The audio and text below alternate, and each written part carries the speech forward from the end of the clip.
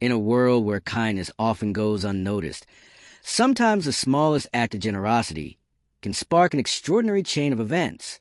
This is a story of Michael, a man experiencing homelessness, and Sarah, a single mother facing eviction, and how their unexpected encounter changed both their lives forever.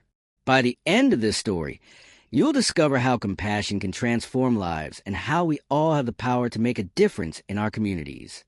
Read on to witness how one cup of coffee led to a home, and how that home became a foundation for healing an entire neighborhood.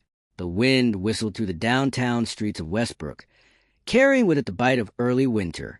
Michael Ellis hunched his shoulders against the cold, his weathered jacket providing little protection. At 58, the lines on his face told stories of hardship, but his eyes still held a spark that life hadn't managed to extinguish. This particular corner outside Pete's coffee shop had been Michael's unofficial post for nearly 3 years now, ever since a factory closure had set off a domino effect that eventually left him without a home. The locals knew him here. Some offered small change, others a kind word. It wasn't much, but it was something. "Morning, Pete." Michael called as the coffee shop owner unlocked the front door. "Hey, Mike. Rough night?" Pete asked, noticing Michael's particularly exhausted expression. The shelter was full again, but I'm still kicking. Michael attempted a smile that didn't quite reach his eyes. Pete nodded sympathetically. "Come on in for a few minutes. I'll get you something warm." This morning ritual was one of the few constants in Michael's unpredictable life. Pete wasn't wealthy by any means. The small coffee shop barely stayed afloat in the struggling downtown district, but he never turned Michael away. As Michael settled into a corner table, warming his hands around a steaming cup, the bell above the door chimed. A young woman entered, holding the hand of a small girl no more than 6 years old. Something about them immediately caught Michael's attention. Perhaps it was the worried lines etched across the woman's forehead, or the way her shoulders slumped with invisible weight. "Just a small coffee, please," she told Pete, digging through her purse with trembling hands. "And maybe a hot chocolate for my daughter?" The uncertainty in her voice revealed the mental calculations happening behind her tired eyes. "That'll be $4.75, Pete replied. The woman's face fell slightly as she counted out singles and change. "I'm sorry, I only have $3.60. "Just the coffee, then." The little girl looked down at her shoes, clearly trying not to show disappointment. From his corner, Michael observed the scene with a familiar understanding. He knew what it meant to count pennies, to make impossible choices between basic necessities. Before he could second-guess himself, he stood up and approached the counter. "Pete, add the hot chocolate and a muffin for the young lady to my tab," Michael said quietly. Both Pete and the woman turned to him in surprise. "Sir, that's very kind, but you don't need to," the woman began. "Please," Michael insisted gently. "I know what it's like when things are tight. Besides, everyone deserves something sweet now and then." He smiled at the little girl, who was now looking up at him with curious eyes. "What's your name?" Michael asked the child. "Emily," she answered shyly. "Well, Emily, I hope you enjoy that hot chocolate. It's the best in town." Pete, who had witnessed the interaction, added an extra muffin to the order. "On the house," he said with a wink. The woman's eyes filled with tears. "Thank you," she whispered to Michael. "I'm Sarah, by the way. We've been having a rough time since my husband left." Michael simply nodded. No explanations were necessary. He understood the language of struggle all too well. Sarah and Emily took a table near the window, and Michael returned to his corner. As he sipped his coffee, he couldn't help but overhear snippets of Sarah's phone conversation. "Yes, I understand the eviction notice is final. No, I don't have anywhere else to go yet. Yes, I know it's been 3 months behind. Please, just a little more time." The desperation in her voice struck a painful chord. Michael knew that precipice, the moment before freefall into homelessness. He remembered his own first night without shelter, the disbelief that it was actually happening to him, the shame that paralyzed him from asking for help until it was too late. When Sarah hung up, she buried her face in her hands for just a moment before composing herself for her daughter's sake. Emily, innocent to the gravity of her situation, happily nibbled on her muffin, chocolate rimming her small mouth. Without overthinking it, Michael gathered his few belongings and approached their table again. "Excuse me, Sarah," he said quietly. I couldn't help overhearing. "I know we're strangers, but I also know the system pretty well. There's a community resource center 3 blocks from here that might be able to help with your housing situation. They have emergency assistance funds." Sarah looked up, surprise mingling with gratitude. "Really? I've been calling everywhere." "They don't advertise much," Michael explained. "I can write down the address and the name of the coordinator there. Ask for Marjorie. Tell her Michael sent you." As Michael scribbled the information on a napkin, Sarah studied him with newfound awareness. "You seem to know a lot about this." Michael hesitated before gesturing to his worn backpack.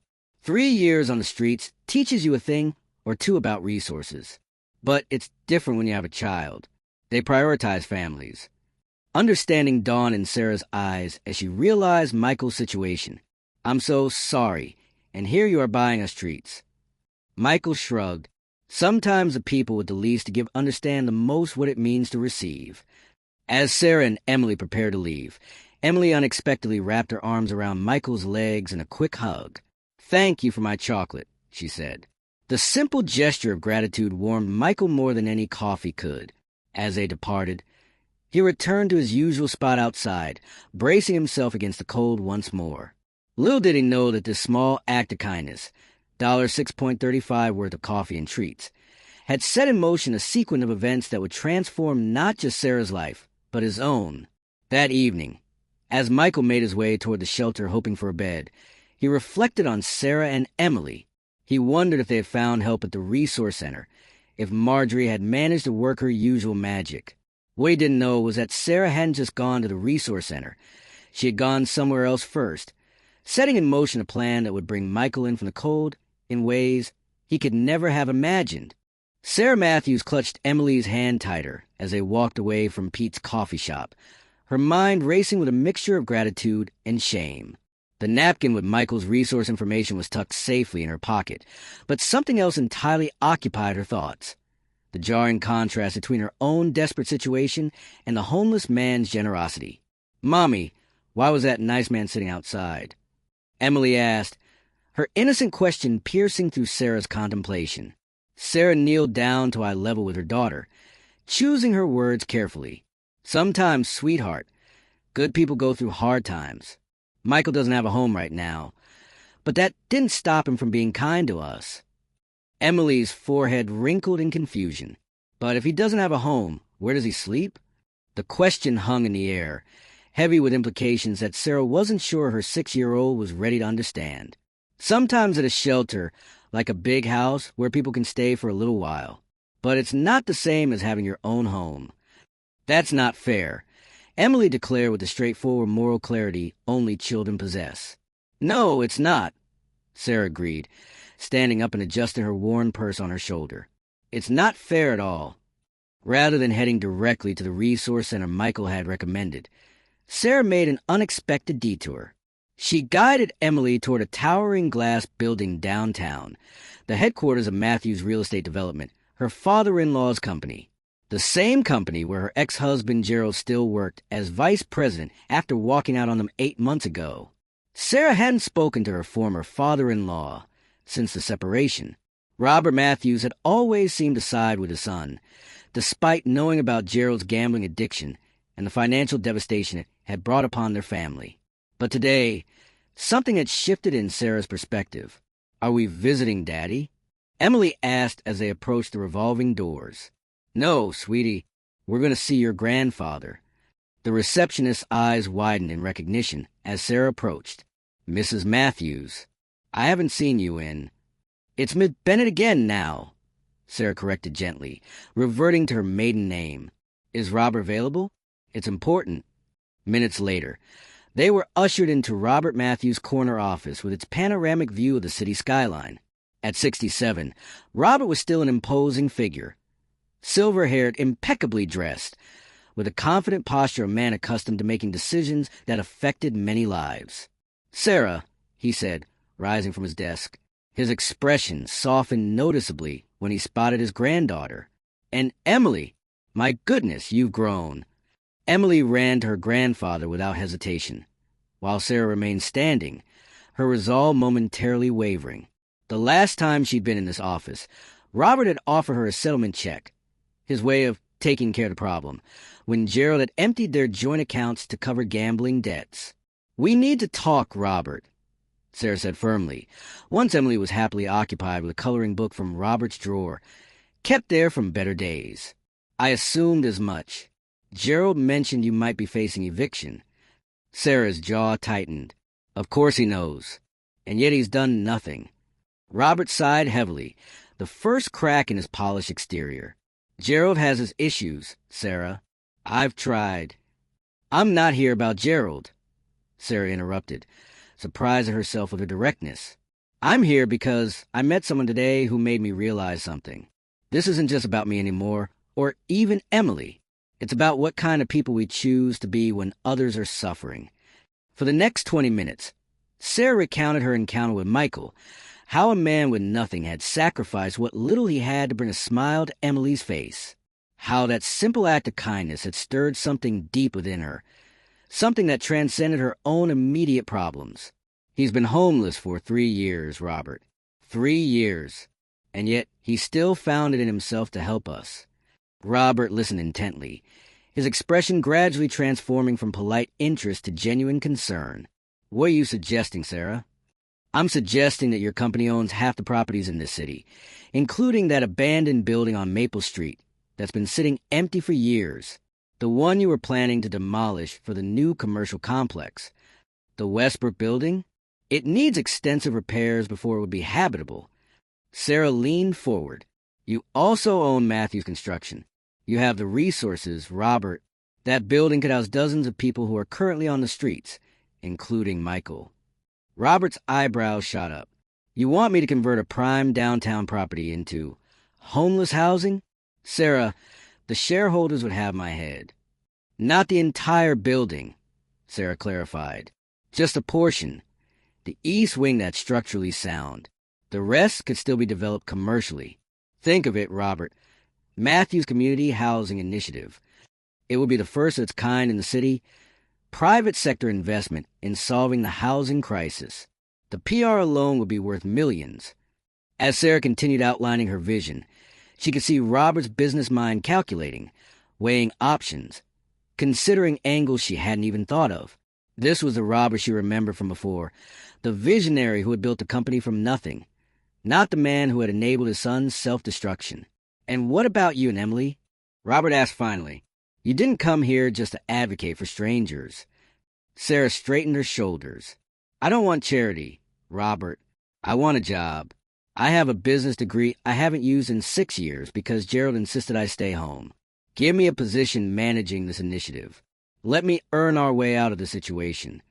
The silence that followed stretched between them like a thread pulled taut, ready to either break or tie them together in a new configuration. "There's one unit in that building, the old manager's apartment on the top floor," Robert said slowly. "It would need work, but it has a separate entrance and utilities already in place. It could be ready within a week." Sarah's breath caught in her throat. "For us? For you and Emily, yes. But also for your friend Michael, at least temporarily. If he's going to be part of inspiring this initiative, he should benefit from it first." Tears welled in Sarah's eyes, but she blinked them back. "And the job? We'll need someone to coordinate the renovation project, interfacing between construction and social services. It's not charity, Sarah. It's practical. You know this family and its businesses better than any outsider would." By the time Sarah and Emily left Robert's office that afternoon, something fundamental had shifted. The eviction notice waiting at home no longer carried the same weight of doom. Instead, it represented an ending that would usher in an unexpected beginning. That evening, Sarah called a number for the local shelter that Michael had mentioned in passing. After several transfers, she finally reached someone who knew him. "Michael Ellis?" "Yeah, he usually comes in around 8. Want me to give him a message?" asked the shelter volunteer. "Yes, please," Sarah replied. "Tell him Sarah and Emily from the coffee shop need to meet with him tomorrow morning. It's important it's about a home." The next morning dawned clear and cold. Sarah arrived at Pete's coffee shop early, Emily bouncing with excitement beside her. They had spent the evening packing their few remaining possessions, preparing for the temporary move that Robert's assistant had arranged, a hotel suite until the manager's apartment was ready. "Will he come, Mommy?" Emily asked, peering through the window for any sign of Michael. "I hope so, sweetheart." At precisely 8 o'clock, the bell above the door chimed, and Michael entered, looking confused and slightly apprehensive. His eyes widened when he spotted Sarah and Emily waiting at a corner table. "You wanted to see me?" he asked cautiously. Sarah gestured to the chair across from her. "Please, sit down. We have something important to discuss with you." As Michael lowered himself into the chair, Sarah noticed how he winced slightly, a reminder of the physical toll that street living had taken on his body. Emily immediately pushed a hot chocolate toward him. "We got you one, too," she announced proudly, "with extra whipped cream." A smile cracked through Michael's weathered features. "Thank you, Miss Emily. That's mighty thoughtful." Sarah took a deep breath, suddenly aware of how surreal this moment was. "Michael, yesterday you changed our lives with a simple act of kindness. Today, I'd like to return the favor, though it's much bigger than a cup of coffee." Michael's expression changed to one of confusion as Sarah began explaining the events of the previous day. Her conversation with Robert, the plans for the Westbrook building, and most importantly, the immediate solution for Michael's housing situation. "I don't understand," Michael said slowly. "You're offering me a place to live? Because I bought you coffee." Sarah reached across the table, briefly touching his hand. "No, Michael, because you showed me that generosity isn't measured by what you have, but by what you're willing to give. You reminded me of my own power to make change happen, even when I felt powerless." As the reality of Sarah's offer began to sink in, Michael's eyes filled with tears he made no attempt to hide. For a man who had spent 3 years believing himself invisible to society, being truly seen was perhaps the greatest gift of all. "There's one condition," Sarah added. "Robert, my father-in-law, wants to meet you. He thinks your story could help convince his board that this housing initiative is worth pursuing." Michael looked down at his calloused hands. "I'm not sure I'm the right person to inspire rich business people." "That's exactly why you're the right person, Michael. Your experience matters. Your voice matters." Outside the coffee shop window, the morning light caught the edges of buildings, transforming the familiar streetscape into something new and promising. For both Sarah and Michael, this moment marked not just a change in physical circumstance, but a profound shift in how they understood their own agency in the world. Two people from seemingly opposite ends of vulnerability had found unexpected strength in each other, and in doing so, were about to transform not just their own lives, but potentially countless others. The autumn sun painted the Westbrook building's brick facade in warm hues of amber and gold as Michael stood before it, his worn backpack clutched in one hand, Emily's small fingers wrapped around the other. For 3 years, he had walked past this building without giving a second thought, just another abandoned structure in a cityscape filled with empty promises. Now, it represented something he had almost forgotten existed, a future. "Is it scary?" Emily asked, sensing his hesitation at the entrance. Michael knelt down to her level, the way he used to with his own daughter many years ago. "A little bit," he admitted. "Sometimes good things can be scarier than bad things because you've gotten used to the bad." Emily nodded with surprising understanding. "Like when I had to start a new school after we moved from our old house. I was scared even though the old school had mean kids." Sarah approached from behind, keys jingling in her hand. The construction team has already secured the building and renovated the immediate living spaces. It's not fancy yet, but it's safe and warm. "That's more than enough," Michael replied, straightening up with a slight wince from his arthritic knee. The night at the hotel Robert had arranged had been his first real bed in years. His body, accustomed to concrete and thin shelter mattresses, was still adjusting to comfort. Together, they entered through the side door that led to what would become the community housing wing. The hallway had been freshly painted a soft blue, erasing years of neglect. Construction sounds echoed from deeper within the building. The symphony of renewal. "Robert is meeting us on the 5th floor," Sarah explained. "He's brought some people from social services and the city housing authority. I hope that's okay." Your story has already started opening doors. Michael felt a flutter of anxiety. He'd become accustomed to invisibility. The prospect of sudden visibility was disorienting. What exactly do they want from me? Sarah stopped walking, turning to face him directly. They don't want anything from you, Michael. They want to learn from you. There's a difference. The elevator ride to the 5th floor gave Michael precious moments to compose himself. When the doors opened, he wasn't prepared for the scene that greeted him. The large open space had been transformed into a makeshift meeting area, with Robert Matthews at its center, surrounded by a diverse group of people in various forms of professional attire. "Here he is," Robert announced, his commanding voice softening as he approached. "Michael, thank you for coming. Your example of kindness has inspired something important here." Michael shook the offered hand, acutely aware of the contrast between Robert's manicured appearance and his own weathered exterior. "I just bought a cup of coffee, sir. Nothing special about that." "On the contrary," countered a woman stepping forward from the group, "my name is Councilwoman Diaz. When someone with almost nothing chooses to give anyway, that's the definition of extraordinary." As introductions continued around the circle, Michael recognized community figures he'd previously only seen in newspaper headlines or on local television. People whose decisions had directly impacted his life on the streets, though they'd never known his name until today. "We've asked you here because we want to get this right," Robert explained, gesturing toward architectural renderings spread across a folding table. "This isn't just about providing shelter. It's about creating community. And who understands that better than someone who's been denied both?" Michael approached the table hesitantly. The blueprints showed the Westbrook building transformed, with the East Wing converted into graduated housing units, from emergency shelter spaces to transitional apartments to permanent affordable housing. The West Wing retained its commercial potential, with plans for a job training center, healthcare clinic, and community kitchen.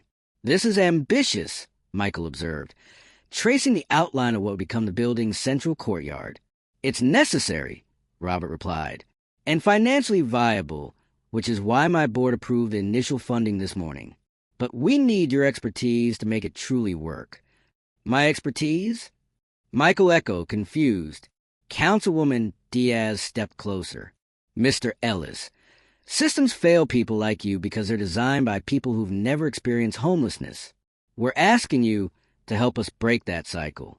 We need your lived experience to inform every aspect of this project."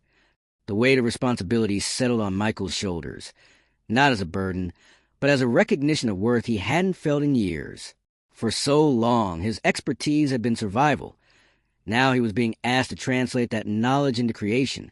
"I'm not the only one you should be talking to," he said finally. "There are dozens of people at the shelter with different needs, different stories. If you really want to do this right, you need to hear from all of us." Robert and the councilwoman exchanged glances. "That's exactly the perspective we need," Robert acknowledged. "Would you be willing to help us organize those conversations?" Before Michael could respond, Emily tugged at his jacket. "Can I show him now, Mommy?" she asked Sarah excitedly. Sarah smiled. "Yes, sweetheart. I think it's time." Emily produced a slightly crumpled drawing from her pocket and presented it to Michael with ceremony. "This is for your new home," she declared.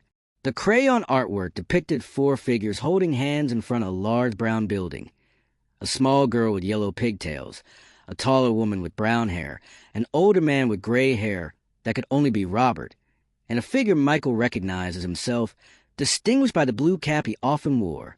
"You're part of our family now," Emily explained matter-of-factly, with a straightforward clarity that only children possess.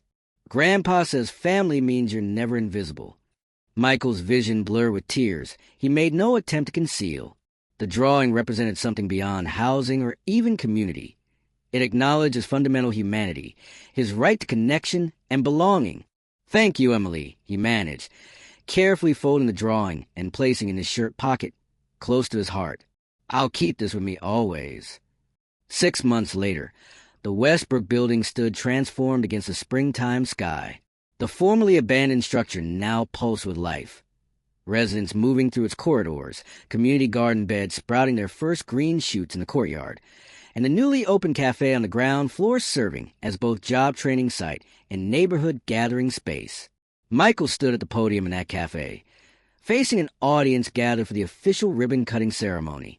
His appearance had changed dramatically, clean-shaven, hair neatly trimmed, wearing a simple but dignified suit Robert had insisted on purchasing for him. But the most significant transformation wasn't visible on the surface. It radiated from within, the renewed sense of purpose that straightened his posture and steadied his voice. 6 months ago, I was invisible, Michael began, his voice carrying through the hushed room. Not because people couldn't see me, but because they chose not to. When you're homeless, you become part of the urban landscape, like a bench or a streetlight, something people navigate around without really noticing. In the front row, Sarah sat with Emily beside her, both beaming with pride. Behind them were familiar faces from the shelter, some now residents of the Westbrook building, others still waiting for space to become available. The journey from invisibility to visibility doesn't happen overnight, Michael continued. It begins with simple recognition, like someone remembering your coffee order or a child offering you a drawing. It grows when people ask for your opinion and actually listen to your answer. It flourishes when your experience is valued as expertise. He gestured toward the wall behind him, where framed photographs documented the building's transformation, including images of former homeless residents participating in design sessions, contributing to renovation work, and developing the community guidelines that now govern shared spaces. The Matthews Community Housing Initiative isn't perfect, Michael acknowledged. We're still learning, still growing, still making mistakes. But its foundation is built on something revolutionary, the understanding that housing is more than 4 walls and a roof. True housing must include dignity, community, and purpose. Robert Matthews stood up to join Michael at the podium, the symbolism of their partnership not lost on anyone present. The wealthy developer and the formerly homeless man, now co-directors of the initiative that bore the Matthews name but embodied Michael's vision. When my granddaughter told me that a homeless man had bought her hot chocolate when her mother couldn't afford it, I was humbled, Robert admitted to the crowd. My company owned dozens of empty buildings while people like Michael slept on the streets. That contradiction should shame all of us who have the power to change it. As Robert continued speaking about the economic model they developed, how commercial tenants subsidized the residential units, how job training programs created pathways to employment within the building itself, Michael's gaze drifted to a window where he could see new construction beginning across the street. Another abandoned building being reclaimed, the second site for what was becoming a city-wide movement. When the speeches concluded and the ceremonial ribbon was cut, Michael found himself surrounded by well-wishers. Among them was Pete from the coffee shop, who clapped him warmly on the shoulder. Who would have thought a cup of coffee could lead to all this? Pete marveled. Michael smiled. It wasn't the coffee. It was a connection. Later that evening, after the crowds had dispersed, Michael climbed the stairs to the rooftop garden that had been his personal project. Sarah found him there, tending to the tomato seedlings that residents from the building had planted together. "Emily's asleep," she said, joining him by the planters. "She insisted on hanging your newest drawing in her room, the one of the garden once everything's grown." Michael nodded, gently supporting a delicate stem with a small stake. Children understand possibility better than adults do. They see what could be, not just what is. Sarah studied his profile in the fading light. "Are you happy, Michael, with all of this?" The question gave him pause, not because the answer was difficult, but because happiness had seemed like such an unattainable concept for so long that he'd stopped measuring his life by it. "I'm purposeful," he replied finally. "My experience matters here. My voice is heard. The pain of those years on the street has been transformed into something that helps others. That's better than happiness. It's meaning." Below them, lights glowed warmly from windows throughout the building, each one representing a story of transition, a journey from isolation toward community. The Westbrook building stood as tangible proof that systems could be reimagined when those most affected by their failures were centered in their redesign. Michael thought about the morning that had changed everything, how he'd spent his last few dollars on coffee and a muffin for a child he didn't know. Such a small action, barely noticeable in the grand scheme of things. Yet it had created a ripple effect beyond anything he could have imagined. You know what Emily asked me this morning? Sarah said, breaking into his thoughts. She asked if kindness was like planting seeds, if you have to wait for it to grow before you can see what it becomes. Michael smiled, looking out over the cityscape with its mixture of lights and shadows, possibilities and challenges. Tell her yes, he answered, but also tell her that sometimes, if you're very lucky, you get to be around long enough to help with the harvest. As night settled fully over the city, the Westbrook building stood as a beacon, not just a shelter, but of transformation. Within its walls, people who had once been defined solely by their lack of housing were redefining themselves through community, contribution, and connection. The building itself had become a physical manifestation of a profound truth, that the structures which house our bodies matter deeply, but equally important are the invisible structures that house our dignity, our purpose, and our sense of belonging. For Michael Ellis, formerly invisible on the streets of Westbrook, and Sarah Matthews, formerly drowning in isolation despite having a roof overhead, their unexpected connection had created something neither could have built alone. A foundation strong enough to support not just themselves, but an entire community rising toward wholeness.